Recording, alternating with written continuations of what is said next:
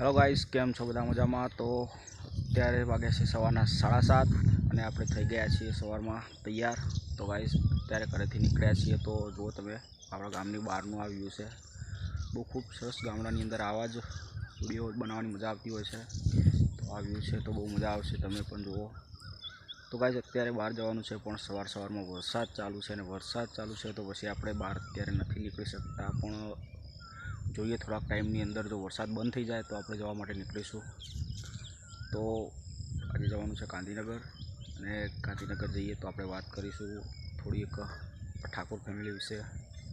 તો ઠાકોર ફેમિલીને મળવાની ઈચ્છા તો છે જ, તો એમને મળીશું અને ત્યાંથી જવાના છીએ ગાંધીનગર.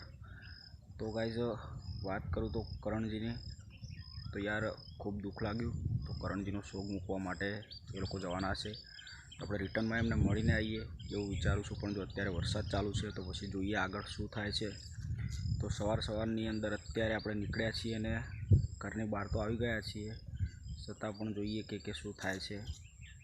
વરસાદ બંધ થઈ જાય તો જવાનું જ થાય, અને જો વરસાદ ના બંધ થાય તો પછી કેન્સલ થાય. તો પછી આગળના વિડીયોમાં આપણે બતાવીશું.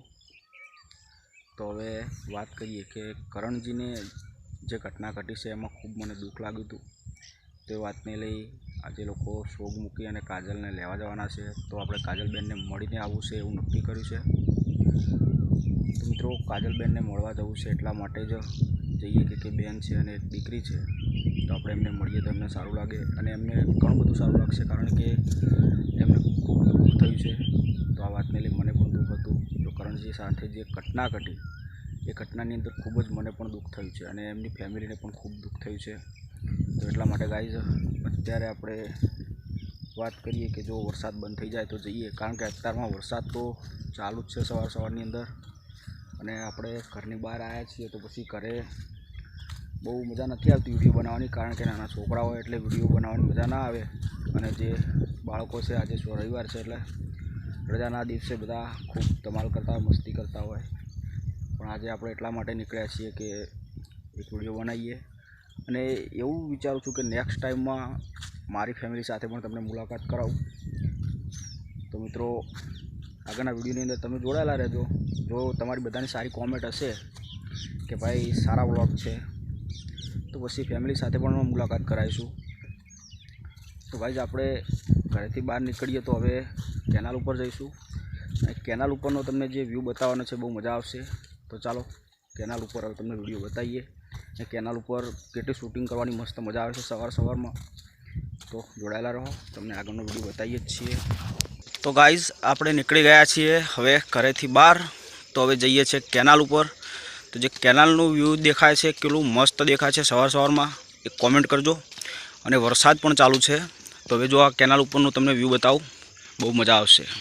તો ગાઈઝ ફાઇનલીમાં અત્યારે આવી ગયો છું કેનાલ ઉપર. તો જો તમે કેનાલથી આજુબાજુનો વ્યૂ છે કેટલું મસ્ત દેખાય છે.